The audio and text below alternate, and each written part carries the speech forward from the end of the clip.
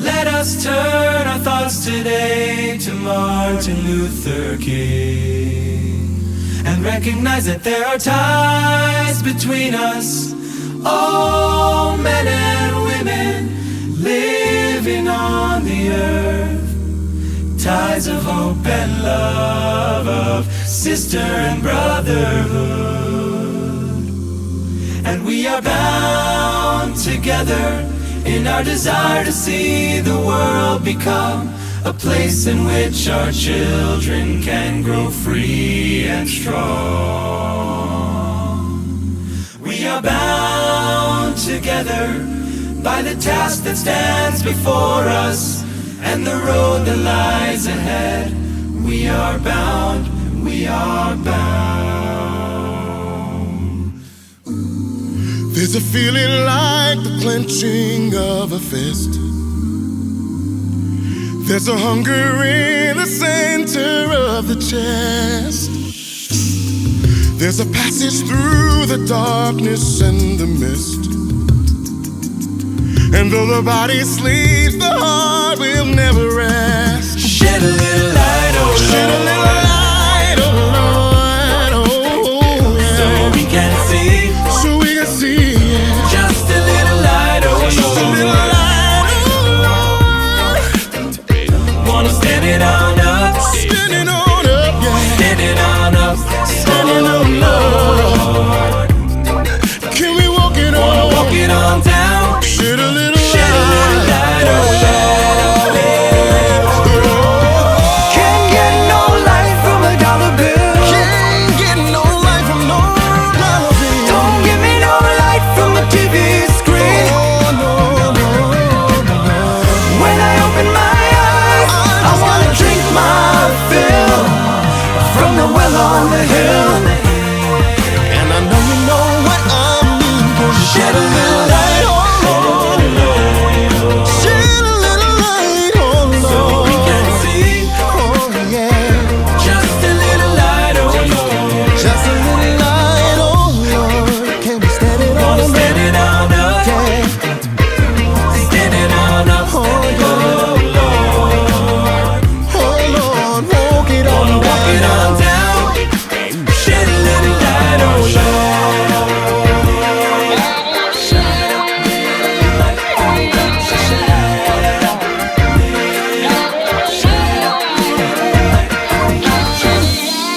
There is a feeling like the clenching of a fist.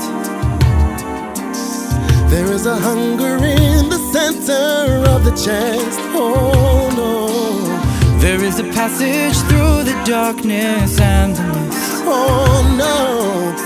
And though the body sleeps, the heart will never rest. Let us turn our thoughts today to Martin Luther King And recognize that there are ties between us, all men and women living on the earth, ties of hope and love, of sister and brotherhood.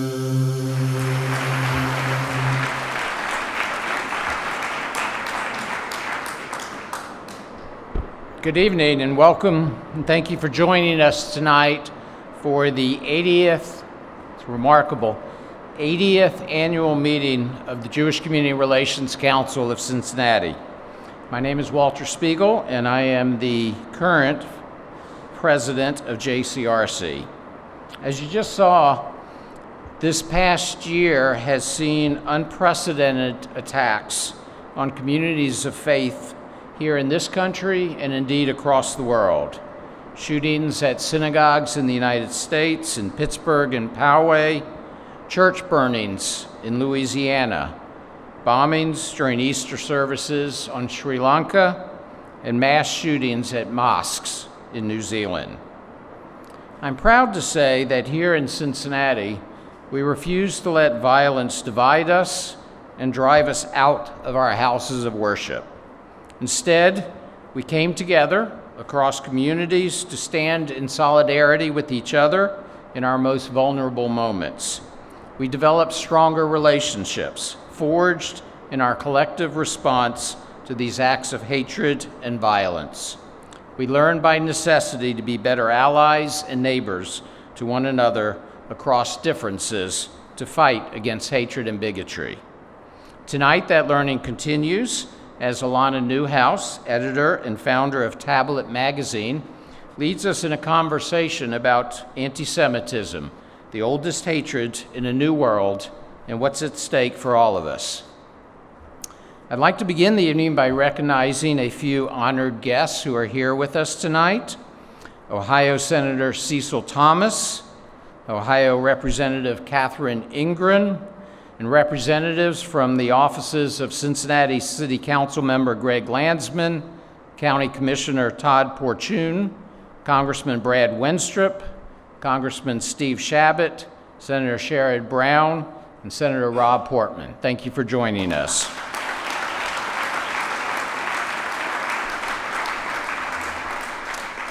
I want to thank all of our congregational and community rabbis who are joining us tonight, as well as clergy partners from other faith-based communities across Cincinnati. Thank you to our Federation partners, including our truly remarkable marketing and development teams for their support. Thank you, of course, to our JCRC staff for everything you do all year round. And thank you to Dick Weiland for his long-standing commitment to JCRC's mission of building a more just society for all people in Cincinnati. Before we go any further, I'd like to welcome Rabbi Margaret Meyer, JCRC board member, who will deliver the invocation.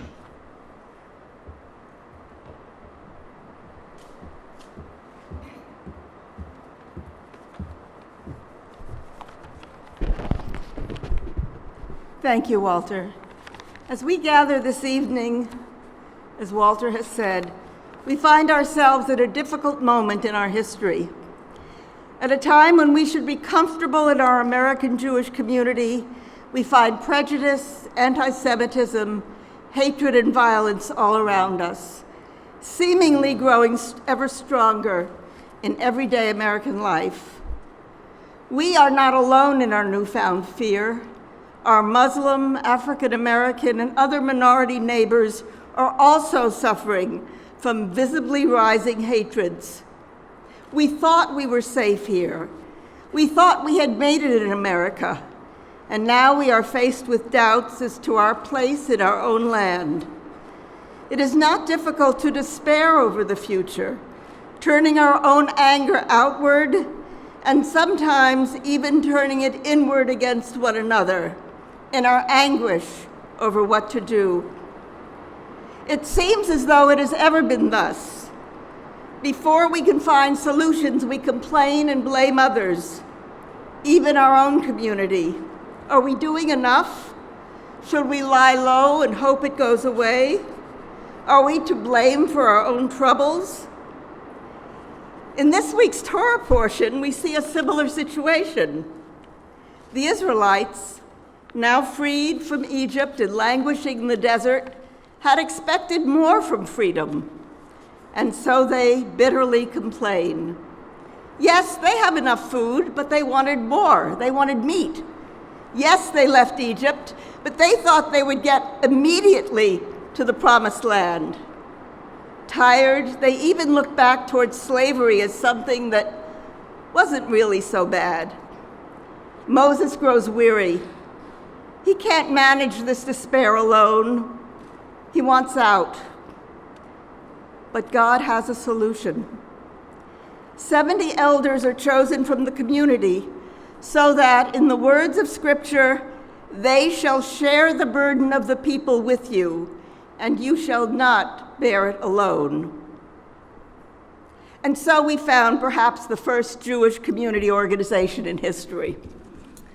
As we begin our JCRC annual meeting, installing new leadership and thanking retiring members, we know that our leaders, our outstanding, dedicated staff, as well as our elected leaders, cannot lead by themselves.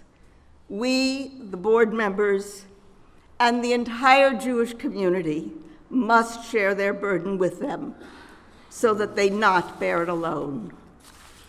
And so we offer thanks to our outgoing leadership, and we ask God's blessing on those who are taking up the mantle as they assume leadership during these difficult times. We recall the rabbinic dictum that we are not to separate ourselves from our community, but that we should come together to support and contribute to the betterment of our Jewish community and our greater community as we navigate through the troubled waters of our times. May those who work for the betterment of our community and its relationship with our neighbors be strengthened in their work by the support the rest of us offer them. And may we look forward to the time when we all shall live under our vines and fig trees, when once again none of us shall be afraid. Baruch atah b'voecha, Baruch atah b'tzetecha. As you were blessed in your coming tonight, may all of us be blessed as we go forth to work for a better, a more sane, and more peaceful world. Amen.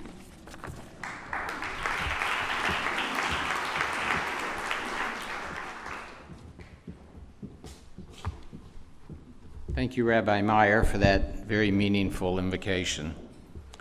As I conclude my 2-year term as president of JCRC, I would like to acknowledge and thank a number of individuals who have provided invaluable support and advice to me over the past 2 years. To my wife, Sharon, thank you for encouraging me to get involved and to pursue my passion for community relations. You have contributed so much to fostering Jewish identity here in Cincinnati through your passionate commitment to developing the relationship between our Cincinnati Jewish community and Israel. Federation will miss you. Thank you to our incredibly engaged and committed JCRC board, and especially the executive committee for serving as a sounding board and a source of support on difficult issues. And to my predecessor, Michelle Cohn, thank you for again chairing the nominating committee, and yes, I will take that on next year. Rana Schneider, Mazal Tov, on becoming our new president tonight. You bring a level of intellectual rigor to your consideration of issues that will truly benefit us. And while I have joked about blocking your number, please know that I will always be available for you. Thank you to Shep Englander for your friendship, your thoughtful advice, and your truly unflagging support for the work of JCRC. Justin Kirshner, wherever you are, I'm not sure, your growth over the past few years is truly amazing. Thank you for all of your hard work and your commitment to JCRC. And finally, to my partner these past 2 years, Jackie Congedo, your energy, your passion, your strategic thinking will never cease to amaze me. I will truly miss our Tuesday morning calls. Thank you for your friendship, your wise counsel, and your commitment to this organization, this community, and the cause of justice. Please remember to take a deep breath every so often. Community relations work. Community relations work will always be a marathon, not a sprint. 2 years ago, when I became JCRC president, I talked about my deep personal connection to the mission of this organization, a connection that was undoubtedly passed on to me by parents who personally experienced the darkest days in Jewish history as children and teenagers in Nuremberg, Germany. But yet, as a child of the 1960s and 70s who did not personally experience anti-Semitism, those stories of Kristallnacht and of my grandfather being beaten bloody by Nazi brown shirts seem like part of my family history and indeed part of our collective Jewish history. Anti-Semitism, at least in this country, seemed to be a page from the past. Sadly, we have seen over the course of my 2-year term that anti-Semitism is alive and well, not just in other parts of the world, but also here at home. When I became president, I could not have imagined that during my term we would see Nazis marching across the hallowed grounds designed by Thomas Jefferson. I certainly could not have imagined that those marching in Charlottesville would be praised as fine people by the President of the United States. And of course, I could not have imagined that during my term, we would experience something that had never occurred before in the history of this country: Jews murdered while praying in synagogue. Remarkably, we have now lived through this experience twice in the past year. But the anti-Semitism that we are experiencing today is not confined to the dark fringes of the far right. Some of the most hurtful examples of anti-Semitism come from members of the progressive community who are viewed by many in the Jewish community as natural allies in the fight against hatred and bigotry. We read tweets from members of Congress implying that Jews are not loyal citizens of this country, a slanderous charge that I could not help but think about last month as I walked through the American Cemetery at Omaha Beach and saw with pride the many Jewish stars interspersed among the crosses. We see Jews banned from walking in pride parades for daring to hold rainbow banners displaying those very same Jewish stars. And we see Jewish students on campus after campus harassed for expressing their support for a Jewish homeland in Israel. These are indeed challenging times. In these challenging times, the work of this organization becomes more important than ever. And as you will hear and see tonight, JCRC is fully committed to this fight. During the past year, we responded to dozens of local incidents of anti-Semitism, assisting students, families, and school systems dealing with an uptick in anti-Semitic bullying. We provided parents with tools to discuss difficult issues with their children through our Safe Spaces program after the shootings in Pittsburgh. We met with our state and federal representatives to advocate for increased state and federal funding for security at houses of worships and nonprofit institutions such as this. We increased our involvement with the Cincinnati Regional Coalition Against Hate, leading anti-bias training for teachers at area public schools. And most significantly, in April, JCRC convened a remarkable full-day regional summit on anti-Semitism and hate called Driving Out Darkness at Union Terminal. More than 40 organizations partnered with us to develop and host this first-of-its-kind program, and dozens of local and national experts joined us to lend their expertise as panelists and moderators. I would like to recognize those here tonight who worked with us to make this program such a success. Would all of our summit partners, panelists, and moderators please stand so we can thank you.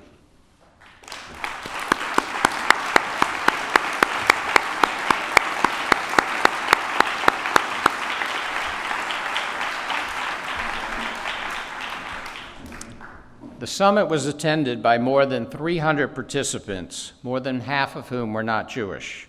National organizations are hoping to replicate the program, and advocates in other cities are using it as a guide to plan their own programs. Some of our participants explained what made the day so powerful. It's always nicer to come together as communities for joyous occasions. It's very important for us to come together for these very serious matters because we can be much more effective when we do so. This is not just an issue for the Jewish community, it's an issue for all of us who want to eliminate hate from all of our community. Anti-Semitism is rising, we know this. The Jews may be the first to be attacked, but often they're not the last. It's represented something much deeper that needs to be fought. I am so impressed by the diversity here at the summit today. Looking across the room, you can tell it's a real cross-section of Cincinnati. Folks of every age and every gender and every hue of the rainbow, wearing yarmulkes and turbans and everything in between. And just to really see that folks of goodwill have come together in Cincinnati from across the various communities to see how we together can work to stomp on these hatreds. I think it's always important to be there for one another because you never know if I would need somebody in a time like this. And It's very important to make friendships and allies with all different groups of people in Cincinnati. Exploring both how we combat hate crimes and hate violence in our communities, and how we build an alternative vision to that hate by addressing some of the issues of discrimination that impact all of us, whether you're Black or Jewish or Muslim or gay or lesbian. At the end of the day, both the structural issues that divide us and this rising social movement of bigotry needs to be responded to. Anti-Semitism, hatred, Islamophobia, anti-gay, I think it's more important than ever for an organization like the JCRC to not just reach a Jewish audience, to try to build a coalition of goodwill, of understanding. Being the opinion editor at the Inquirer, there are a lot of opinions that I write that challenge the belief systems of some folks. But I think, in the words of Dr. King, we have to respond with love and light. You can't drive out darkness with darkness. You have to use light, and you can't beat hate with hate. And so we have to do it with love.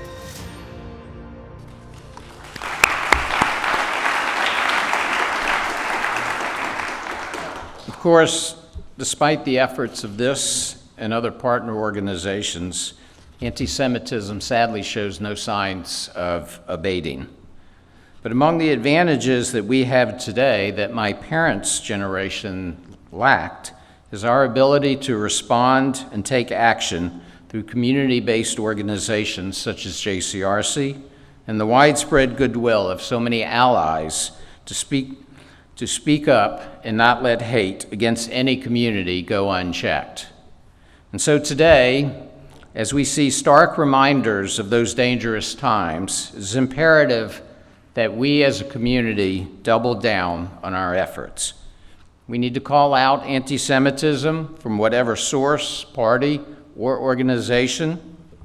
We need to educate our Jewish community, our partners, and the community at large of the dangers that we in the Jewish community understand all too well, that hatred and bigotry may start by targeting the Jews, but it never stops there.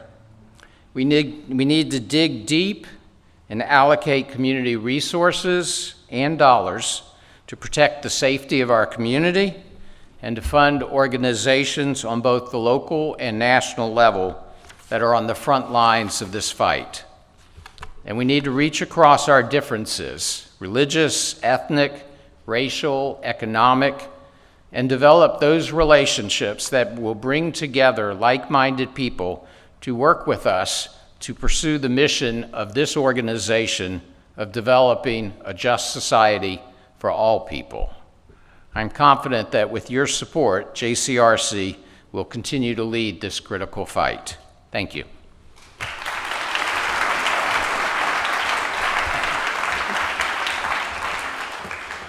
So you have to stay here for just a minute. Walter, thank you for your remarks. And please stay with me here on stage as we give you a few minutes of well-deserved recognition. My name is Jackie Congedo. I'm the director of the JCRC. Thank you.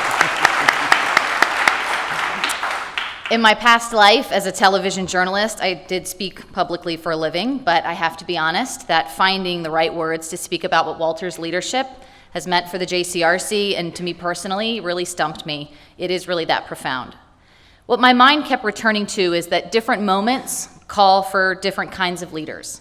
And without a doubt, these past 2 years of unprecedented turbulence called for Walter Spiegel's steady and courageous leadership. 2 years ago, before toxic rhetoric on both sides of the political aisle became the norm, before Charlottesville and Pittsburgh and Poway, before rockets from Gaza and violent riots along Israel's southern border became the rule and not the exception, Walter Spiegel stepped up to lead this organization, and not long after, I was hired as JCRC director. When I interviewed for this position, I knew this was going to be challenging work, but I really never could have predicted just how challenging.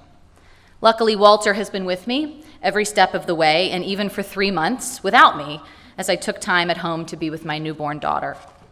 He was there on weekly calls, late at night after board meetings, first thing in the morning when our community awoke to crisis in Israel, on Shabbat after Charlottesville, and Shabbat after Pittsburgh, and Shabbat after Poway. From across time zones as he prioritized this work in the midst of a very busy other job as chief counsel for Standard Textile. He was there with strategy and vision to keep focus amidst crisis and with the wisdom to respond quickly in resonant, effective ways. He was there with credibility and earned respect of our federation, our JCRC board, and our entire community to keep us moving forward together. And he was there with patience and compassion to entertain all perspectives and with the courage to make the right choice at the end of the day, even when it wasn't the most popular one. To a true mensch, a defender of justice wherever it is challenged, and an all-around wonderful human being, please accept this as a small token of our gratitude on behalf of our JCRC board for the selflessness and dedication with which you've served this organization. We wanted to leave you with something you can take with you, obviously, but also we wanted to recognize your outstanding leadership with a more symbolic gesture. So this mezuzah will be hung inside Rebecca's tent, Spiegel Women's Shelter at Shehereth Israel, Atlanta, Georgia, which was dedicated to your parents who helped start it. And under the mezuzah will hang a plaque that reads, in honor of Walter Spiegel's transformative leadership of the Cincinnati Jewish Community Relations Council, inspired by his parents' legacy of opening doors of opportunity and safety for all people. Walter, we did come into this work together, and I will be forever grateful for that. The JCRC is stronger, and our Cincinnati community certainly a more just place because of you. Thank you.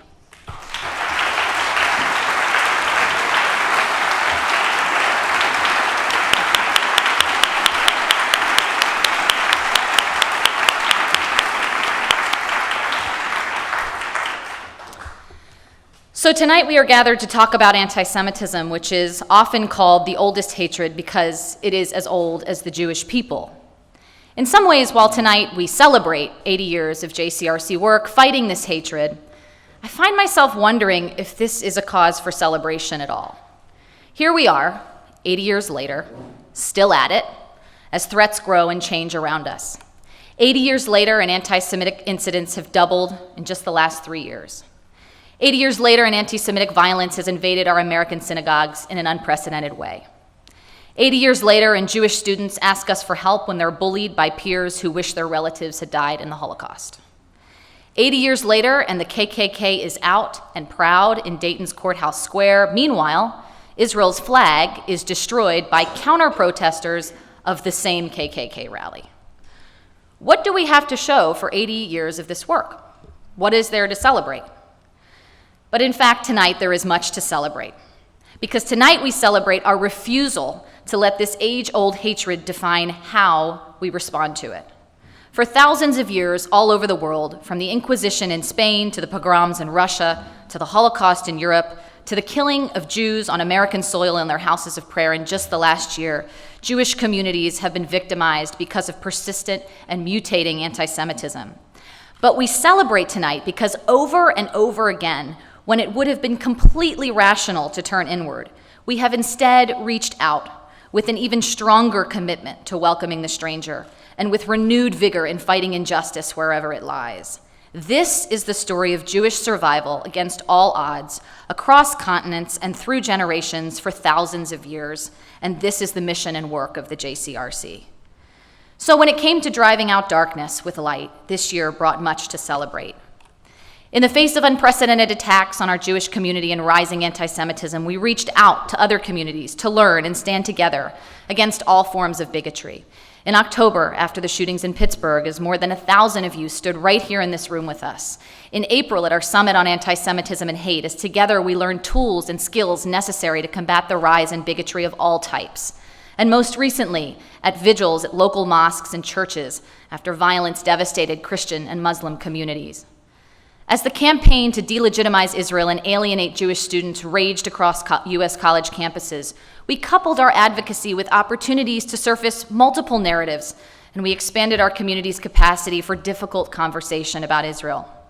In October, we hosted the Parent Circle Families Forum, made up of Israelis and Palestinians who've lost loved ones in the conflict. Again, here in this room, Mazen Faraj, who lost a father in the Second Intifada, and Rami Elhanan, who lost his daughter in a Jerusalem suicide bombing, talked together about their unlikely but unbreakable friendship, modeling reconciliation as a pathway forward for peace. And in May, with the help of a national organization called Resetting the Table, and in partnership with the Meyerson JCC, the Federation's Israel Center, and the Cohort for Strategic Israel Engagement Development, we hosted training for 20 Jewish leaders, giving them tools to facilitate tough conversations about Israel. Here's what they had to say about the 2-day skill-building workshop.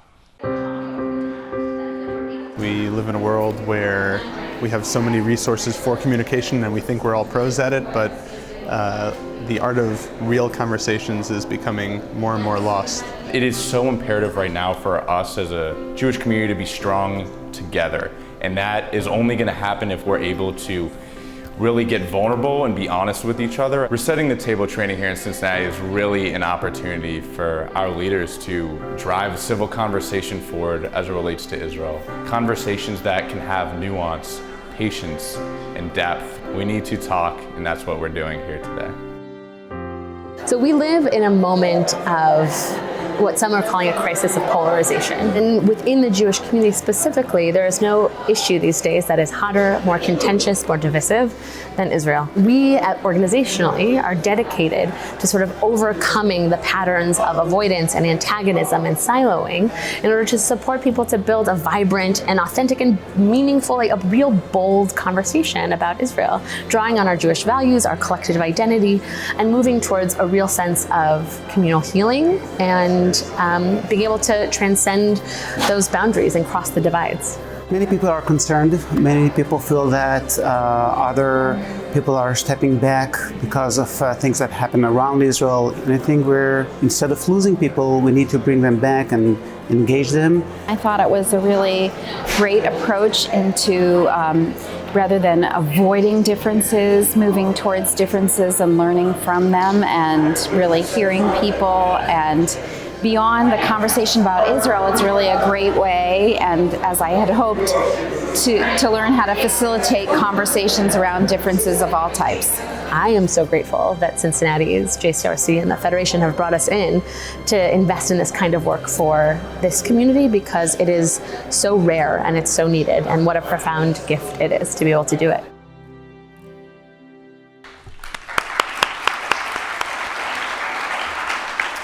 So no doubt our work creating space for nuanced conversation about Israel and our efforts combating anti-Semitism reached new heights this year, but we didn't stop there.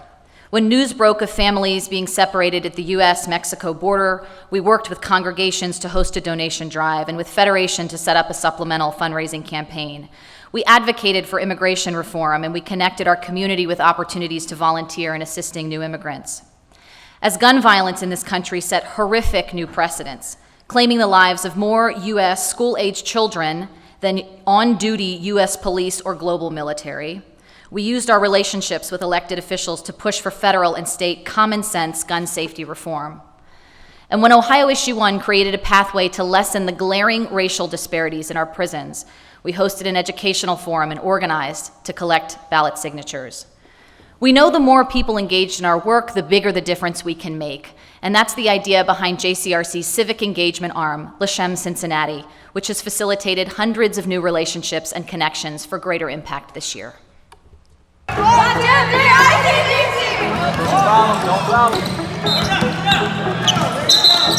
fact that all these religions are coming and gathering together and then putting the differences aside and then just enjoying the moment, I think that's really a cool thing to do. One great initiative that we've been doing for now 2 years is the Youth Interfaith Basketball Tournament, which we have done in partnership with Crossroads Church and the Islamic Center of Greater Cincinnati. No matter what your belief system is, a three-point shot is a three-point shot. They don't really look at each other as that's a Muslim or a Jewish kid or a Christian or Hindu or whatever. They forget about that. All they see is a kid on a court.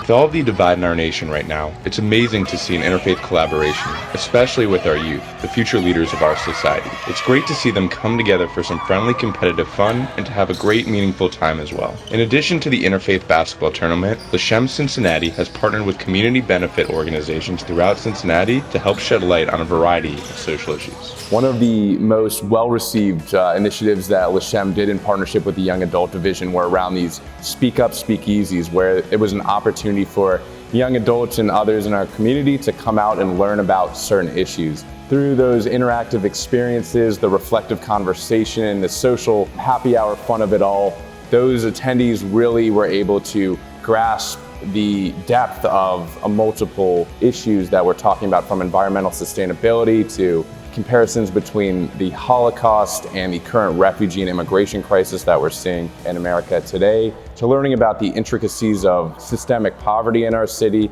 It was really a great opportunity to see those who came out learn, grow, and get involved. Since LaShem's inception in early 2018, we've engaged over 115 community members in issue advocacy, and their learning and their growth, and in connecting to the non-Jewish community and learning how there are opportunities to get involved, to discover their passion, and to help create a more just, safe, and vibrant community for everyone.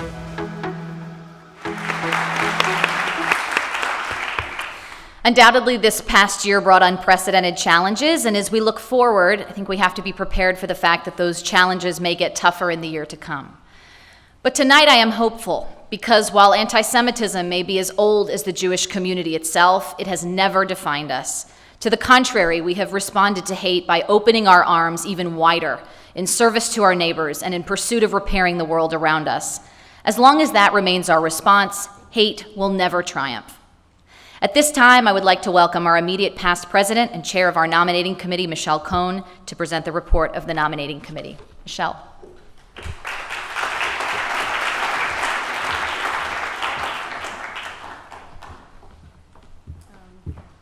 And one of the very gratifying experiences I had as past president was to be on the interview committee for Jackie. And when she mentioned that Walter was the right leader for the right time, I think she was echoing herself as a professional as well, because we had instincts that she would be the right leader at the right time, and then as the news unfolded every day, we have been reminded how wonderful she is and perfectly fitted for this organization. So thank you, Jackie and Walter. Thank you. So it was my honor to serve once again as the nominating committee chair this year, and I'm excited to share with you the results of our work. As you know, we work hard to find dedicated community leaders who represent the full diversity of our community. We look for people with a range of ages, political backgrounds, professional roles, volunteer roles, so that we can address the issues facing our community with thought and nuance. And at a time of such divisiveness in our society, we aim higher to create a board that will represent on your behalf civil dialogue, and who can model that and take on the controversial issues of our time in ways that honor and respect all of the diversity of views and opinions in our Jewish community. And that is really a guiding force of our nominating process. So with that, I'd like to thank Greg Landsman, Adam Simpson, John Euclid, Ted Friedman, and Gary Zola for their work on our nominating committee. Thank you for the extra effort and dedication you have given to the community through this process.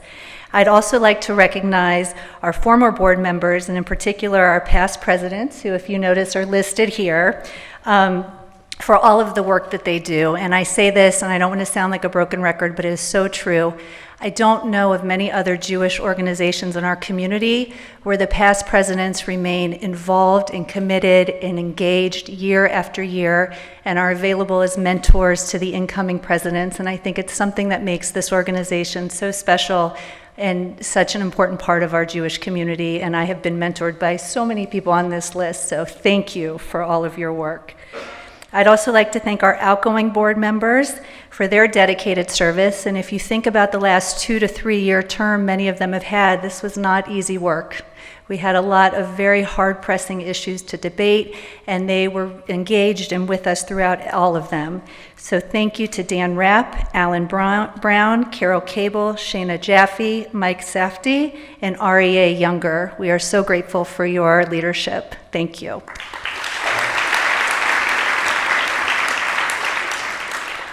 And now I would like to present the incoming members of the JCRC Board and Executive Committee for approval.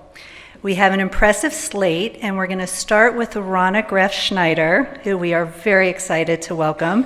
She will serve as our next JCRC president. She is a professor at the University of Cincinnati College of Law with a focus on the First Amendment in education law. She is a world-renowned expert on these topics and a frequent speaker and commentator on legal issues, especially those having to do with hate speech and religion in schools. As our community develops new strategies to combat the current rise in anti-Semitism and bigotry of all types, Rana is undoubtedly the right person at the right moment, once again a theme, to lead this organization. Also new to our executive committee this year will be Amy Suskin-Weiskopf and Ben Schneider. We welcome you. We're very excited for your new leadership roles. They've been on and involved for a while. We are also pleased to welcome Rabbi Jonathan Perlman, who is joining us on the board as a representative for the Board of Rabbis, as Rabbi Shana Jaffe rotates off. Jonathan is the president of the Cincinnati Board of Rabbis. He is also helping to lead local criminal justice reform efforts with the Amos Project, a multi-faith community organizing nonprofit in Cincinnati. He is a volunteer rabbi at Rockhorn Academy in Camp Livingston, and he retired from the Cincinnati Museum Center, where he was the senior director of individual giving. In addition, we have 4 new board members that we're welcoming this year, and we'd like you to stand and we'll hold our applause until I introduce all of them. While each of these are committed community members that come with such value and talent to add to the board, we don't have time tonight to go over all of their achievements and accolades, so we're going to highlight each of them. But I can tell you our nominating committee spent a lot of time looking for the right board members to invite on this year, and we are so grateful to have them all. The first is Dr. Jason Frischer, the director of the Colorectal Center at Cincinnati Children's Hospital Medical Center. And he has been selected by Cincinnati Magazine and Cincy Magazine as the best doctors each of the last 9 years, and has been honored by U.S. News and World Report as a top doctor. Paul Heldman retired as an executive vice president, secretary, and general counsel of the Kroger Company in 2014. He serves on the boards of several nonprofits in our Cincinnati area, including Center Bank, Easter Seals of Greater Cincinnati, the Ohio Innocence Project, and Cure, an epilepsy research organization. Meredith Hicks is the Senior Director of Policy and Partnerships at Lighthouse in Youth and Family Services. She works with community partners, service providers, and youth to redesign youth homelessness system to ensure equitable outcomes for youth aging out of foster care, LGBTQ youth, and youth of color. And lastly, and not least, Fred Cantor, who is a partner in Rookwood Properties, a family-owned real estate development business, and he has served on the boards of the JVS Career Services, Rockhorn Academy, the Jewish Federation, where he also chaired the annual campaign. We are so grateful to welcome you to our board tonight. Thank you.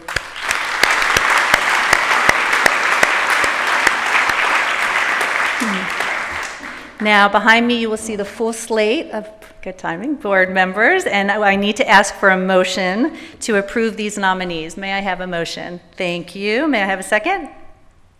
Yeah. Now there's JCRC board members. All in favor of this slate, please respond by saying aye.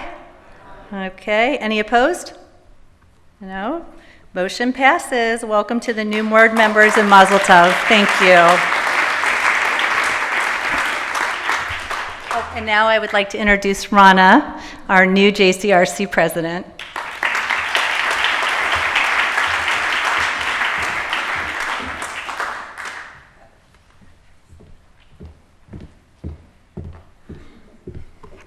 Well, thank you, Michelle, and thank you all for passing those motions, so I could really stand up here. And I think probably Walter is most happy that that passed. I'm very honored to be your next president and to serve the JCRC. I'll try to learn to say the organization, JCRC. It's an organization whose mission and people I hold in the highest regard. Now, I'm going to be a little repetitious, but I can't help myself. And that is, I have to shout out Walter. I have to give you special thanks for your impressive stewardship of the JCRC for these past 2 years, for your clearly endless energy, your excellent judgment, and your very kind and gentle manner, and your dedication to the whole Jewish community. You will leave me with big shoes to fill. And thanks to our Federation partners and the phenomenal JCRC professional staff led by Jackie Congedo, who you already met, and Associate Director Justin Kirshner, who you've met on screen. You are both a very special gift to the Jewish community. I come to this position with the perspective of almost 4 decades of teaching and studying law at the University of Cincinnati College of Law, where I write about American constitutional law with a focus on the First Amendment. I've spent much time with analyzing the importance and scope of religious liberty in our pluralistic democratic society and pondering the dilemmas surrounding hate speech and the possible future limitations on it. Through my work, I've gained insights that have given me a passion for the work that the JCRC does, especially in this era of rapid rise in anti-Semitism in America. As you can see on the slide behind me, this is the JCRC mission. It's to protect Jewish security, recognizing that Jewish security depends on a just society for all. Now, the JCRC is the collective voice of our Jewish community in building relationships with other communities across Cincinnati, a task that is critical to accomplishing our mission. Successfully building and strengthening these relations is the core of what we do. There are several reasons why this is and should be so. First, in light of our mission, building relationships across communities by engaging on issues of mutual concern, like immigration, like criminal justice reform, is important. And it's important not only because it enhances the strength and quality of our entire community, but also because helping to build a more just society is morally the right thing to do based on Jewish philosophical and ethical tenets. This means being invested not only in these issues with our words, but with our actions. 2, building relationships across communities leads to mutual trust and understanding, essential for working together in order to solve common problems as well as eradicating common evils. Finding such commonality is itself an important element in protecting the security of our own Jewish community. We are all very much aware of the alarming rise in anti-Semitism and bigotry of all types. Anti-Semitism, like Islamophobia, racism, and other forms of vile discrimination, is a manifestation of the same disease of hate and intolerance that infects all of our communities, and it requires a unified effort to defeat it. Anti-Semitism is not just a Jewish problem. It is a universal problem. Perhaps the most extraordinary and important statistic for me that came out of the Summit on Anti-Semitism and Hate was, as Walter mentioned, 60% of the attendees were not Jewish. 60% not Jewish. This is a testament to the extraordinary and important work that is being done in this community. It is a testament to the significant number of Cincinnati leaders from all communities who care about standing up against anti-Semitism and other forms of hate, who value cooperation, and who are willing to join us in seeking understanding and solutions. We must continue together. We must continue to build on these principles. The diversity in this room tonight speaks to the broad commitment of our communities to mutual support. One of the primary tools of the purveyors of anti-Semitism and bigotry is hate speech. While the First Amendment protects hate speech that is short of incitement from government censorship, it also protects our right to protest such evil. And of course, we must do this together. First Amendment jurisprudence says, the light of good speech, of just speech, exposes the darkness of hate speech. We stand tallest and we speak loudest when we do it together, united. We will silence the chants of the hate mongers with our words of unity.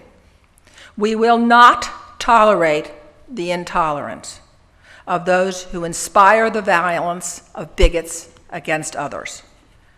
While it is extraordinarily dangerous, hate is really ultimately cowardly. Venomous, hate-filled speech may be constitutionally protected, but it will be no match for the strength and courage of our united condemnation. In short, building relations across communities enables us to build this unified response. Working together does not require that we agree on all issues. It requires only that we care enough to try to cooperate to make the world a better place. This is good for the security of the Jewish community, and it is necessary in order to build a more just society for all people. It is the fulfillment of our mission. I'd like also to mention several other activities that the JCRC will be engaged in during the coming year, in addition to continuing our efforts at building and strengthening relationships with other communities. First, we will work to develop new strategies to meet, sadly, the growing needs of Jewish students experiencing rising anti-Semitism in schools, as has been mentioned.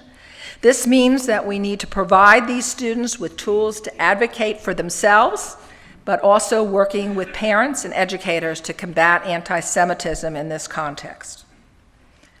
Second, we will call out efforts to delegitimize and to demonize Israel for what they are, a modern manifestation of anti-Semitism. But we will also help people to understand that there's a difference between criticizing Israeli policies and delegitimizing the Jewish state, and that not all criticism of Israel is anti-Semitism. We will continue to convene difficult but fair and nuanced conversations about Israel that provide space for multiple narratives and shades of gray. Third, as the nonpartisan public policy arm of the Jewish community, it is also our obligation to help educate about important and often challenging public policy topics. And it's also our responsibility to model a civil approach in discussing these topics. To that end, we will continue hosting lectures from thought leaders, both local and national, to further community conversations, as we will do this fall when we will have Ambassador Dennis Ross here in November. We are also partnering with our Jewish Federation's Israel Center and the Mersin JCC in order to bring Yossi Klein Halevi of the Shalom Hartman Institute here to discuss his book that he published just this past year, Letters to My Palestinian Neighbor. This is a book that encourages diverse conversations, and so we invite all of you to join the dialogue at any number of public library book club discussions this summer. Fourth, many have asked about a follow-up to our summit on anti-Semitism and hate. All I can give you at this time, right now, is a little sneak preview. We have a very new, innovative initiative in the works that will make the transformative conversation that was sparked at the summit and take it to the next level. So stay tuned. And finally, fifth, the great unknown.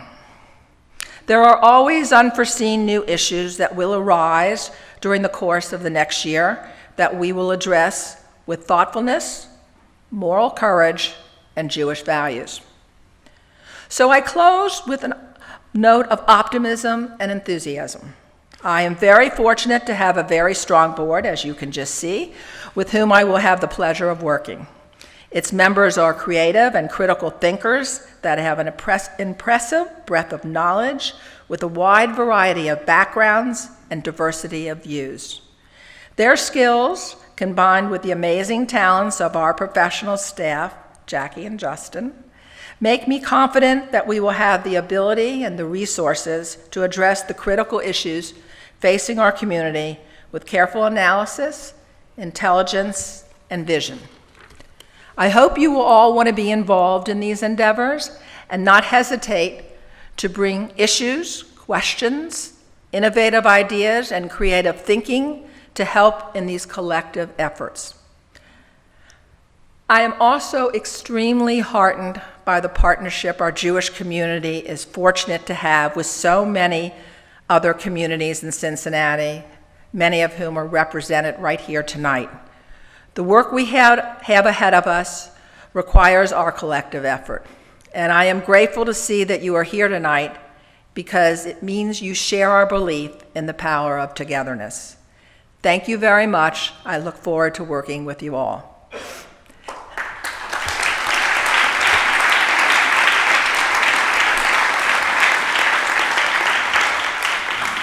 So at this time, it's my pleasure to introduce Shep Englander, the CEO of the Jewish Federation, to welcome tonight's featured speaker.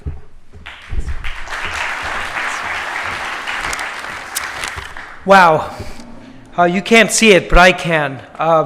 This whole room is packed with an amazing mixture of Jewish community members, members of all different religious backgrounds, communities of all races and persuasions. We're so fortunate to have a city where people come together, especially at such difficult times.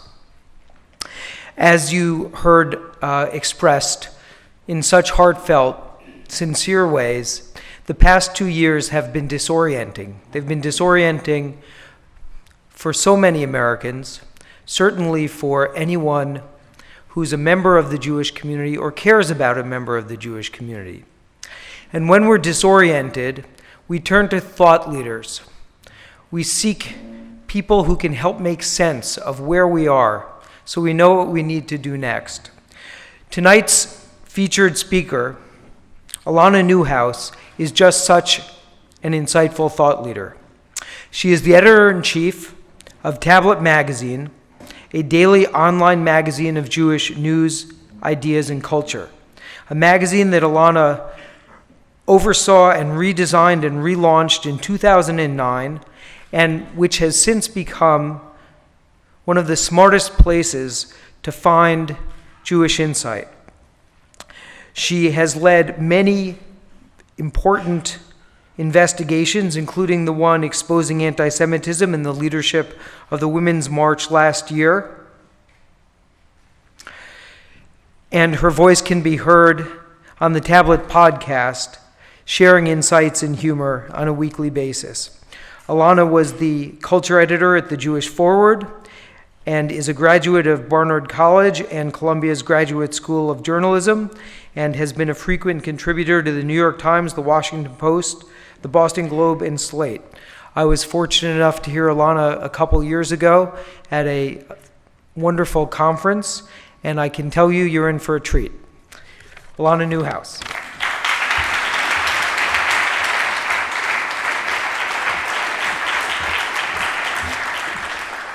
Thank you. Thank you, everyone. Thanks for having me. Let me get something out of the way. I am so excited to be here. Do you know how boring the coastal cities are right now?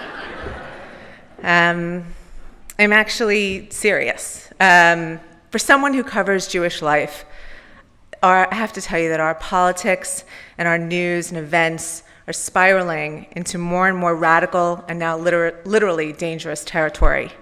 So it is ever more disheartening and scary to see how deadening the discourse is these days in some of the cities that believe themselves to be the center of our national discourse and popular culture.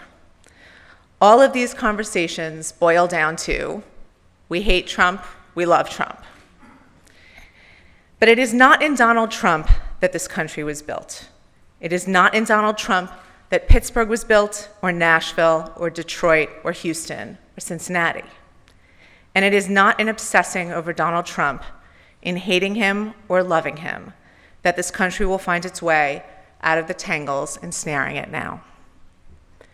Somehow, it is in places like this one that I have found the people who remember this, the people who remember what we were as a country and as individual communities, and who are eschewing the bloviating and grandstanding from both sides of the political aisle in favor of doing the hard work that is the only real way to keep people safe and to protect our ability to create better lives for ourselves and for others. And so, though I know I am here to give you a speech, I want you to know that I'm also here to listen and to learn from you. At this point, if I can't see the ocean, I know I'm going to learn something valuable. And with that, I'd like to start by telling you a little bit about the view from my vantage point. 10 years ago, a group of us decided to start a magazine that would cover Jewish identity and culture. At the time, we were seeing a flourishing of what could best be described as outside-of-the-box Judaism. For decades, American Jewish life was astonishingly organized, from synagogues and day schools and camps and JCCs to hundreds of local federations and newspapers and a slew of national organizations with thousands of state and communal offices. This vast structure was made up of many diverse parts, politically, religiously, and culturally. But together, they created a broad contour of what most people saw as normative Jewish identity. But a challenge emerged as the last century began winding down, and not just to Jewishness. Throughout America, certain folks began to distance themselves from organized communal life. But why? At the time, violent anti-Semitism, which in other countries served as an impetus for Jews to hide or even give up their identity, was at an all-time low. Communal leaders warned that, on the contrary, life here was too good. These people simply had no interest in being Jewish anymore. That whole cohorts of Jews had decided that they wanted to disappear into American society and abrogate all connection to their tradition and history. I'm a reporter. What I do, or what I try to do on days when someone gives me enough coffee, is to look at the world as it is, not what we hope it might turn into or what we fear it could become. And in the 1990s and early aughts, what I was seeing were artists reviving Yiddish theater, young people starting farms where they engage with Jewish agricultural practices, even people performing bark mitzvahs. That's right, for dogs.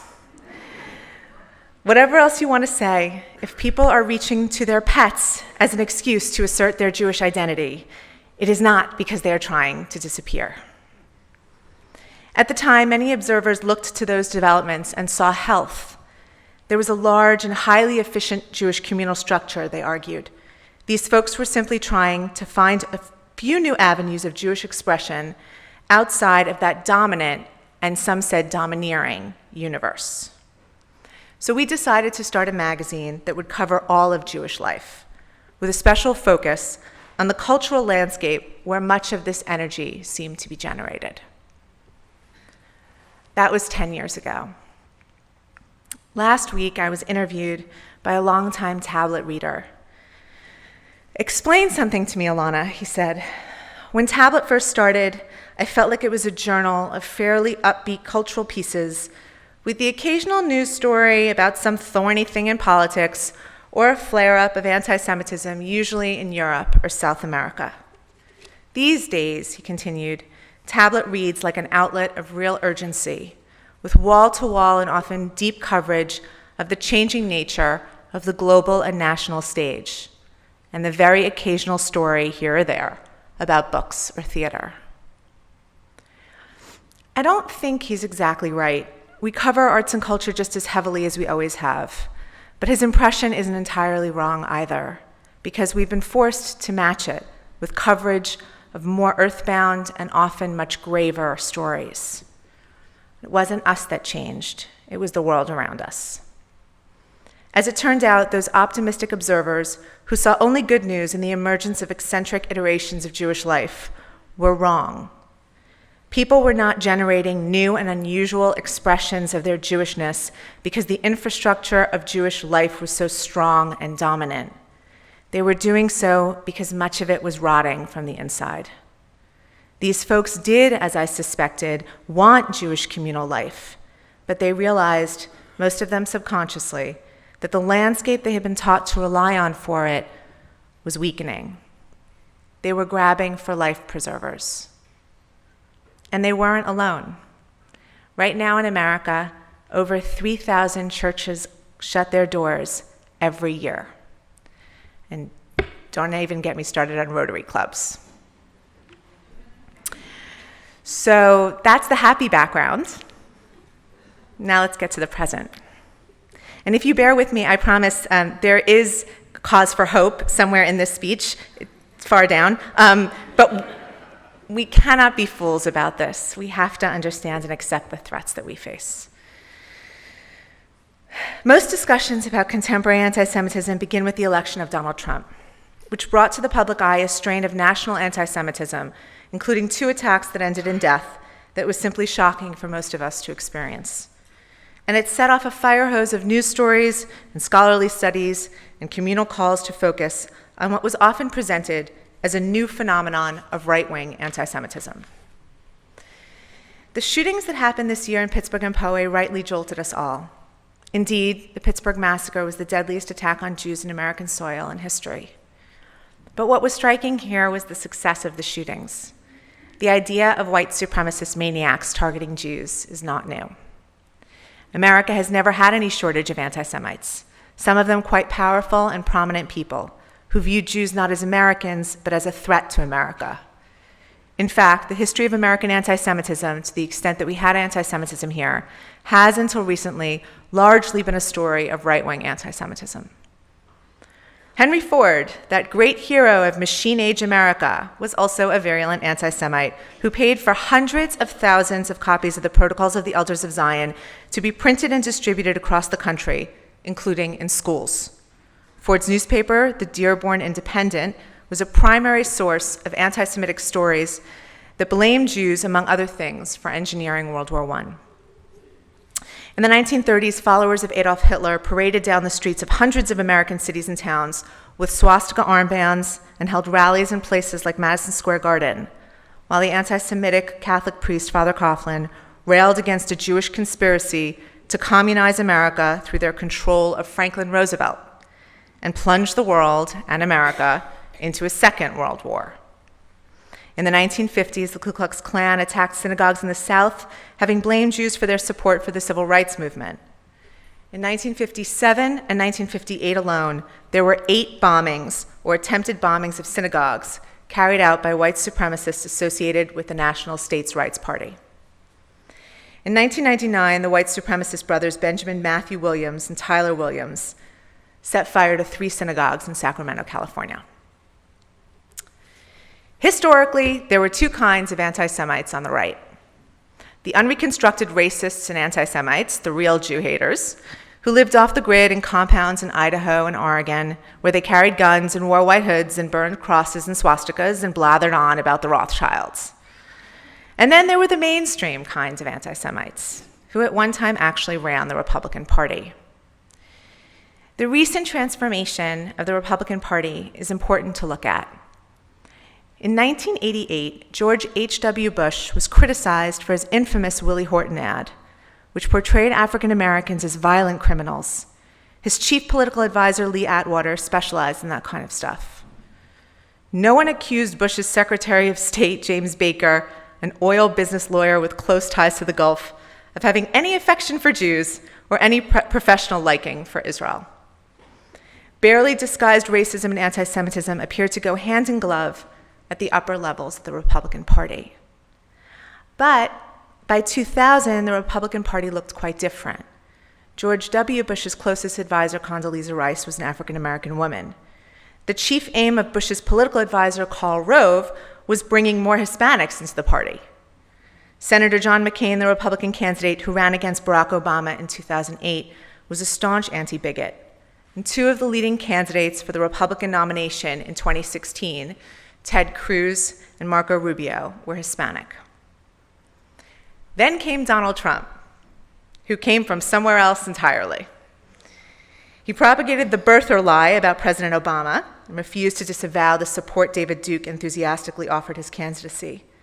His last television ad, as the New York Times described it, featured grainy images of George Soros, Janet Yellen, and Lloyd Blankfein, then the chairman of Goldman Sachs, all of them Jewish, as Mr. Trump warned darkly in a voiceover about global special interests.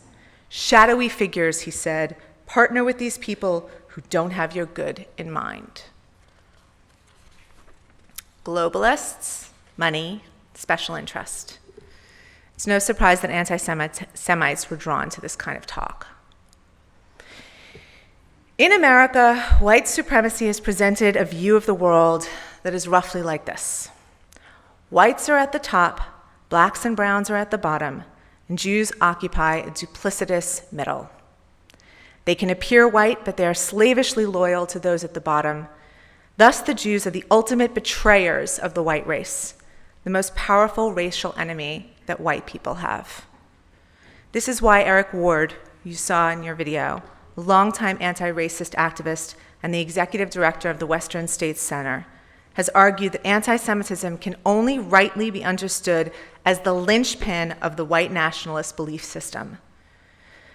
Despite and indeed because of the fact that they often read as white, Ward's written, Jews are, in the view of white nationalists, quote, a different, unassimilable enemy race that must be exposed, defeated, and ultimately eliminated. The Jews are the ultimate enemy of whites because they are the ones preventing whites' natural dominance. So now we're in the thick of things. Jews and whiteness. Here's where our story diverges from recent history in what I would argue is a new and dangerous way. When we are attacked by right-wing anti-Semites, Jews, many of whom identify as liberal or on the left, are aligned with our natural political allies. But anti-Semitism today isn't only a phenomenon of the right. The call is now coming from inside our house. Last fall, two of my reporters began researching and reporting about anti-Semitism among the leadership of the Women's March. It wasn't exactly what you'd call a scoop, since much of the initial information they were looking at was already public. But that, in fact, was what was bothering us. For years, even since before the first wildly successful march in the wake of Donald Trump's election, observers noted that at least 3 of the 4 women who had become the public faces of the movement had openly expressed admiration for Louis Farrakhan, the anti-Semitic leader of the Nation of Islam, and seemed to go out of their way to single out Israel as a uniquely immoral actor on the world stage. This admiration was not a mistake of youth. In fact, long after the movement took off, these women continued to post laudatory comments on social media, with one even attending a high-profile event run by Farrakhan, at which he blamed Jews for, quote, degenerate behavior in Hollywood, turning men into women and women into men. That speech was 3 hours, by the way, in case any of you think I'm going on too long. Numerous communal leaders and writers broached the subject, many from within the left and some quite vocally. Amazingly, in an era where people are roasted and fired from jobs and getting their college applications rescinded because of comments that offend certain groups, open and consistent appreciation for a vicious, unapologetic anti-Semite by leaders of a national movement was not just accepted, it was flaunted. After receiving a few tips of new information, 2 of our reporters decided to look into just how serious these ties were, as well as to whether and how they fit into what was a rather unorthodox management and fiscal reporting style. What they found was that this anti-Semitism was actually present at the very beginning of the group's inception. Just as Eric Ward argued about the white supremacy of the right wing, anti-Semitism here too was the linchpin holding together a broader philosophy. According to several sources, in the first hours of the first meeting for what would become the Women's March, something happened that was so shameful to many of those who witnessed it that they chose to bury it like a family secret. Almost 2 years would pass before anyone present would speak about it. It was there that, as the women were opening up about their backgrounds and personal investments in creating a resistance movement to Trump, that Women's March leaders Carmen Perez and Tamika Mallory allegedly first asserted that Jewish people bore a special collective responsibility as exploiters of Black and brown people. And even, according to a close secondhand source, claimed that Jews were proven to have been leaders of the American slave trade. These are canards popularized by, surprise, who? Right. You win. Popularized by a book called The Secret Relationship Between Blacks and Jews, which was published by the Nation of Islam. Henry Louis Gates Jr. called it the Bible of the new anti-Semitism, and said that among significant sectors of the Black community, this brief had become a credo of a new philosophy of Black self-affirmation. Tablet's story turns into a 10,000-word investigative piece which uncovered not only the troubling anti-Semitism boiling at the center of this group, but also broader allegations of significant mismanagement of a large and lucrative activist organization. In the wake of our publication, sponsors, including the DNC and the Southern Poverty Law Center and Emily's List, pulled their support for the next Women's March. In the days that followed, I kept coming back to those early months when concerned Jews were often very politely raising questions about the Women's March leaders and their relationship to anti-Semitic ideas. Instead of being heard and engaged, these Jews were often lectured to about their insensitivity, including by some of our own communal leaders and rabbis. We were told that if we were good people, we would accept that we were privileged, and we would understand that this privilege meant that we were now obligated to pay a sort of tax, which in this instance took the form of suppressing our own discomfort and fear at the sight of vicious anti-Semites welcomed into spaces that we thought were our civic homes. There is so much that is disconcerting about this discussion of Jews and privilege, but perhaps the most egregious aspect of it is the sneering of those who act as though this is some avant-garde understanding of society and its inhabitants, and who then condescend to everyone else, making us feel stupid and uneducated for not cottoning to it. So let me explain it as only a common street Jew can. The idea of Jews as problematically privileged is not sophisticated, it is not new, and it is not progressive. It is quite literally the exact same toxic sludge that's behind all modern anti-Semitic movements. Part of the insanity and the power of anti-Semitism is that everything that the Jew does provides further evidence of the reality of the Jewish plot. We are arch-capitalists and at the same time the primary carriers of the viruses of socialism and Bolshevism. We are physically weak yet also hyper-aggressive and violent. We are presented as right-wing, left-wing, sexual, asexual, straight, gay, too light-skinned, too dark-skinned, childless overbreeders, publicly argumentative and nefariously invisible, creatures of the dark shadows. As Gershom Gorenberg recently noted, when it's good to be white, we're not. When it's bad to be white, we are. When it's good to be European, we're Levantines. When Europeans are colonialists, we're colonialists. When they hate immigration, we brought the immigrants. When they hate capitalists, we're capitalists. You can dress it up in academic language or put it on the cover of Glamour magazine, but it's all just putting lipstick on a pig. Do you need me to talk about Israel now? I think you do, right?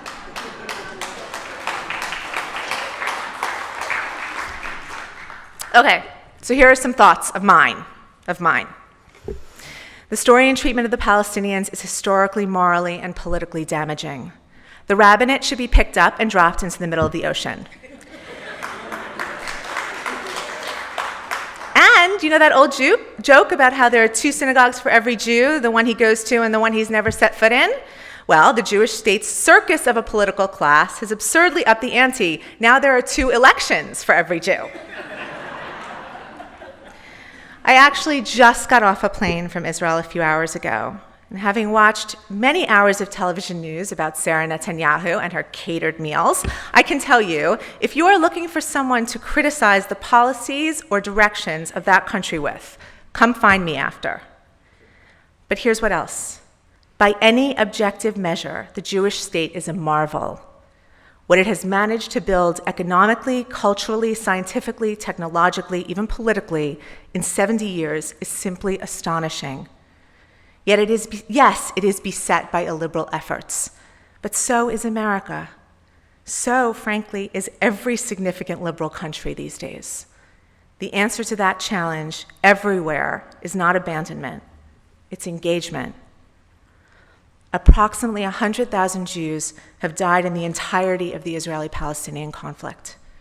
500,000 people have been slaughtered next door in Syria in the last 5 years. No loss of life is justified. What I'm trying to underscore here is that the outsized focus on the left on Israel's moral failings, the sense that no matter how small the country, it alone among nations is the pivot on which all major global affairs turn, reflects the exact same thinking that is at the heart of all anti-Semitism. The anti-Semitism of the Pittsburgh shooter and Louis Farrakhan and the Ayatollahs of Iran may seem unrelated because they come from wildly different sources in society, but they are not, in fact, different. Anti-Semitism is not a social prejudice. It is a conspiracy theory. In fact, the oldest and most powerful conspiracy theory in the West. You can be an anti-Semite without being particularly prejudiced against Jews in your personal interactions with them. And you can hold prejudiced views about Jews without being an anti-Semite. The person who finds Jews to be loud and vulgar and doesn't want them in his country club is a bigot. If you asked him whether the reason he doesn't like Jews is because they nefariously control the government and all the banks and are bent on world domination, he would probably look at you as if you were insane.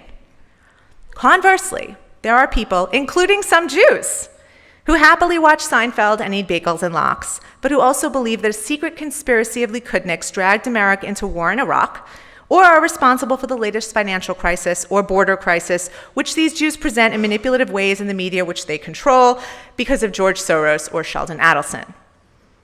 To any normal person, whatever their prejudices, the core of anti-Semitic thinking is sheer insanity. But to anti-Semites, it is revelatory, whatever their political affiliations. And because this is a conspiracy theory and not a social prejudice, which would never be shared by unlike groups, those who fall prey to this brain disease will almost inevitably wind up in the same army, no matter how different they may seem on the surface. So, does that sound familiar? It might to you folks in particular, especially after Dayton, where KKK haters were approached by so-called resistance protesters only to find that they had common cause. When the left-wing activists began chanting anti-Israel slogans and burning the Israeli flag. And I'll give you some more examples. In a video widely shared on the eve of the election, a young Trump supporter was filmed outside a rally explaining that, quote, "We need to make this country great again to end a lot of the things, including Zionism," which is huge. And it's probably the biggest problem that we have in this country today and around the globe, which is a few people controlling pretty much everything. Now listen to the words of Joy Carrega, the leftist professor at Oberlin who asserted that ISIS is an arm of Israeli and US intelligence agencies and that Israel was behind 9/11 and the Charlie Hebdo massacre in Paris. She posted a picture to Facebook of the banking heir Jacob Rothschild with the words, quote, "We own your news, the media, your oil, and your government." Or take a story recounted by Gunther Jekeli, the non-Jewish German-born professor of anti-Semitism, recently appointed at Indiana University. As a student in Berlin in the 1990s, he began to notice an uptick in anti-Semitic tropes, especially on the left. On one occasion, when he was serving as a student union treasurer, a group of Palestinian students approached him requesting funds to print leaflets that Jekeli believed were anti-Semitic. "Look," they told him, "if you don't give us the money, we'll just go and ask the Nazis for it." I was really struck by that casual remark, Jekeli said in a recent newspaper interview, and I decided to investigate why these guys felt they had something in common with Nazis. What I'm trying to say is that what happened in Dayton wasn't ironic. It was inevitable. So, where do we go from here? I promised you good news. I know I promised you good news. I'm going to get there.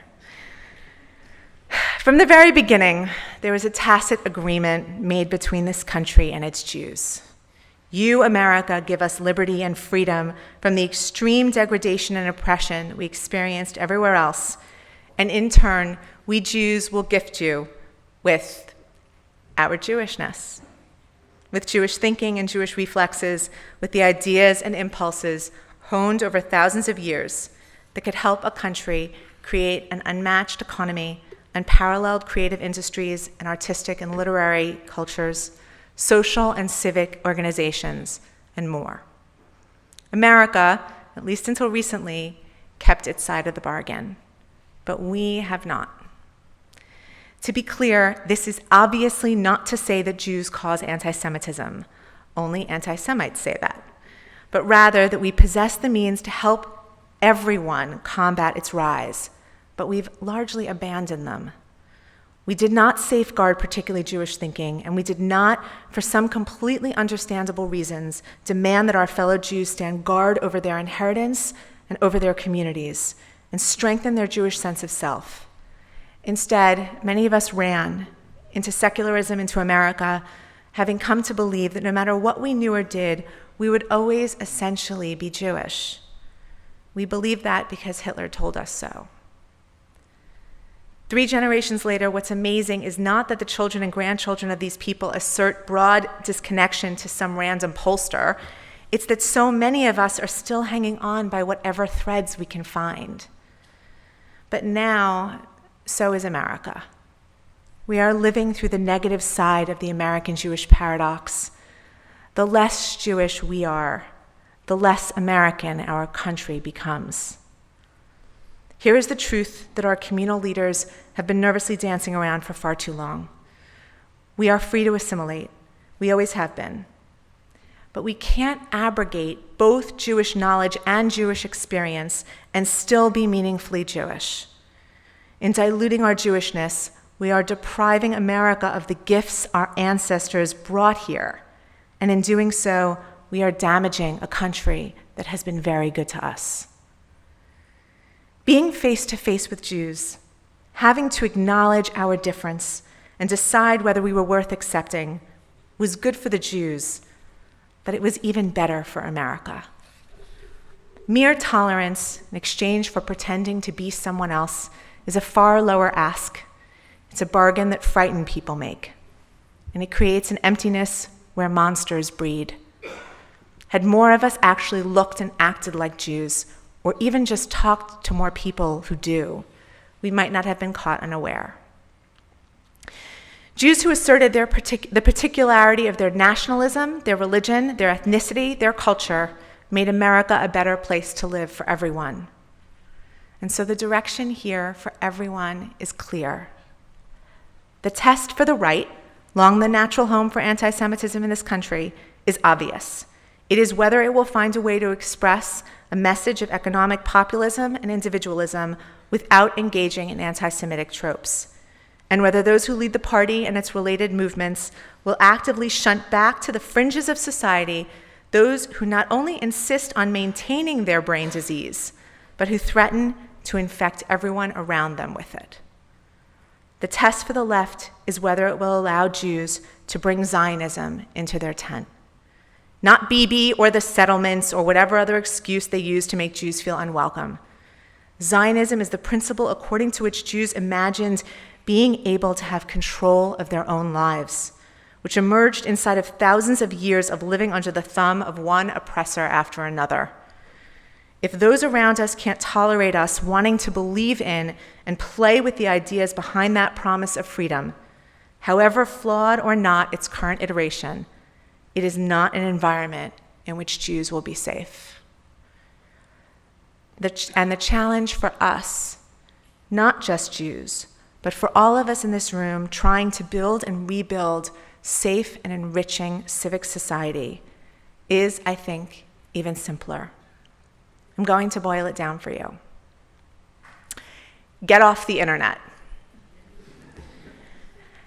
Get off the internet and get back on the streets, your literal streets. Look, it is understandable that many of us have reacted to increasing darkness by trying to shout into it.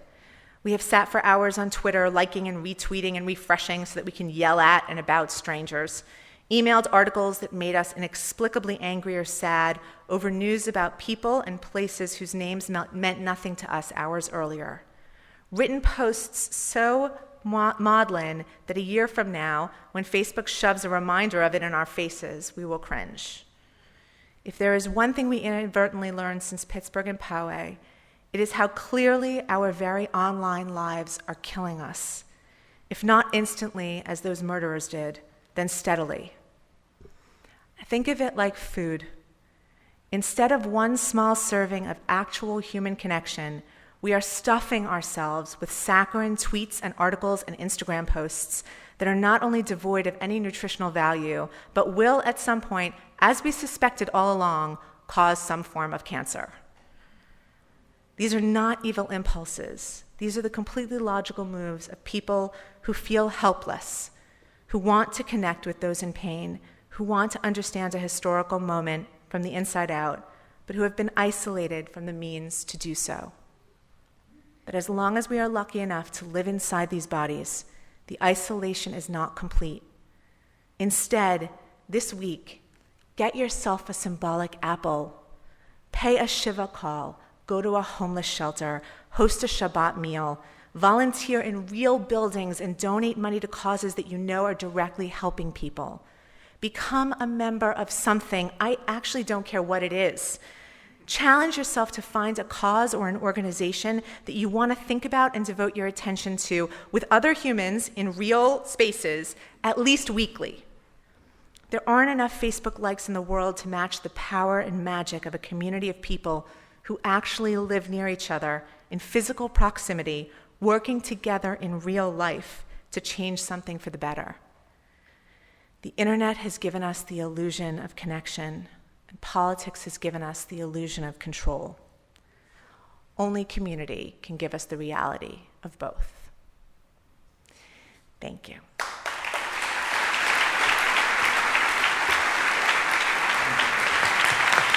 Wow. I don't think there's much that can follow that, but I have one person in mind who might be able to try. And before I introduce him to give our benediction, I just want to say that my brain has been divided over the last 2 years. It's actually a wonderful new trait that I've developed as a result of this job into two very distinct halves, and so they think very differently, just like our community. And both of those halves were challenged in hearing those remarks. So I just applaud you for such a challenging and hopeful commentary on where we are and where we're headed. Thank you again.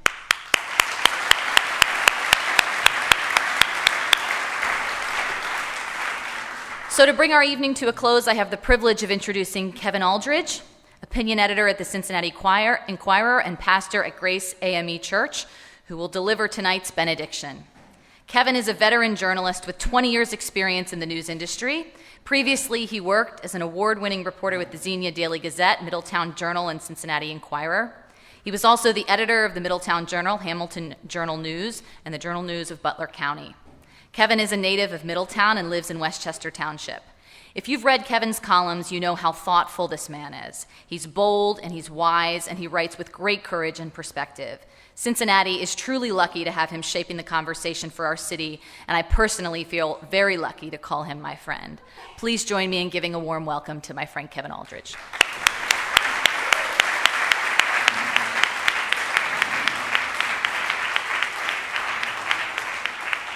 Good evening. The past couple of years have been a sobering reminder to many of us that evil is indeed real, that hate and intolerance is more prevalent than we might have wanted to have believed. But it's also been a reminder to us that goodness and that God is real as well. We've seen horrors of shootings at synagogues in Pittsburgh, mosques in New Zealand, churches in Charleston. But out of the midst of those horrors, we also saw people coming together in love and in unity to comfort one another, to heal, to find ways to move forward. Just a couple of weeks ago, we saw a devastating tornado rip through parts of Dayton. And I marveled at the way that our community came together to help those who had lost everything and who didn't know how they were going to move forward. People gave of themselves generously: food, clothing, water. And I thought to myself, what a shame that it takes a tragedy oftentimes for us to recognize our sameness and our oneness. Why can't we bottle that energy and utilize it on a daily basis to attack the things that plague us and ail us? Then I was reminded of a tale of a journalist who had an opportunity to do an interview with God. And he asked God, he said, "God, why do bad things happen to good people?" And God looked at him and he said, "Yes, it's true." He said, "There are some really bad things that do happen to some really good people." He said, "But unfortunately, most times, people only notice when the bad things happen to them. And perhaps that is the saddest thing of all." And the journalist looked at God and he said, "Well, don't you care? Do something." And God responded, "Yes, you do something." He said, "You have more power than you realize." He said, "Come together. Lean on one another, care about one another, and in the midst of that, you'll find me there also." I was reminded of the passage of Scripture that said, where God said, "Where 2 or 3 are gathered in my name, you will find me there as well." And I puzzled on that this week as I thought about this benediction. I said, there's something that God wants us to get about the gathering. That there's power in the gathering, in the coming together. That God recognizes that He is able to show His glory and His power when we recognize the power that we have in our unity and in coming together. So it is my prayer this evening that each of us recognizes that power that we have. That we are stronger and that we are greater together than we are apart. There are forces of darkness that are tugging at each and every one of us every day. We see the hate, the intolerance, and it makes us angry. It makes us bitter. It sometimes takes us places that aren't so pretty. But we have to learn to let our light shine. In our desire to get rid of the ugly elements and the haters, we cannot allow ourselves to become that which we despise. So my prayer is tonight that we will let love reign, because love can conquer all things.